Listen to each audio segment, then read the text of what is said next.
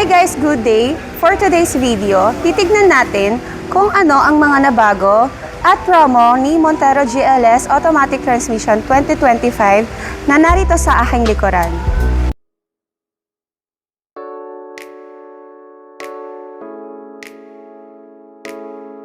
By the way guys, I'm Christine Escarda, your sales consultant here at Mitsubishi Peak Motors, Jose Abad Santos, Tondo, Manila. So guys, ito nga pala si Montero Sport GLS Automatic Transmission 2025 year model. So, umpisahan natin sa kanyang front grille. Ayan po. New front grille and position of park light. New design na din ang kanyang under garnish, front and rear. New design na din po ang kanyang mag, same din kay Montero GLX 2025 na bigger spoke. So guys, kung hindi nyo type ang stock mags, pwede po natin siya i-upgrade ng GT mags and two-tone mags na one of my freebies kapag nag-avail kayo for in-house financing. Ayan guys, dito naman po sa likod, wala naman din pong changes.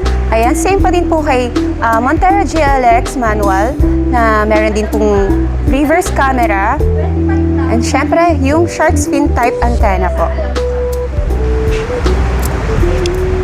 So ayun guys, so far, ayan po ang mga nagbago sa exterior ni Montero GLS Automatic Transmission 2025 year model na si front grille, under garnish, and mag wheel na 18-inch alloy wheel. So ayun guys, let's proceed naman sa interior ni Montero GLS Automatic Transmission. So let's go!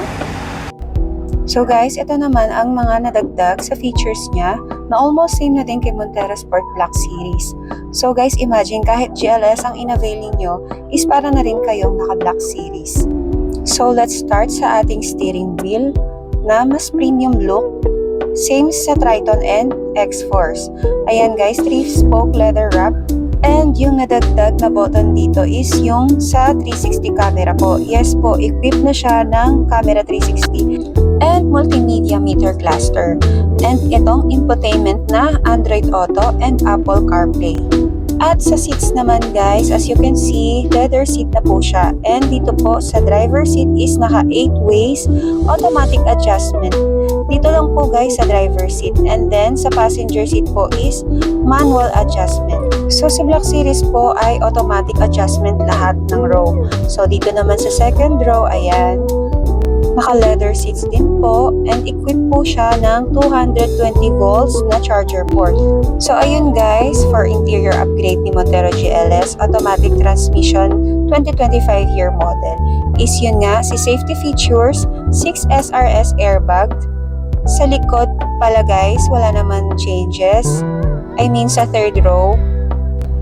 Steering wheel, leather seat, automatic 8 ways adjustment sa driver seat. And yung 360 camera. So, yun po yung mga upgraded features niya, guys.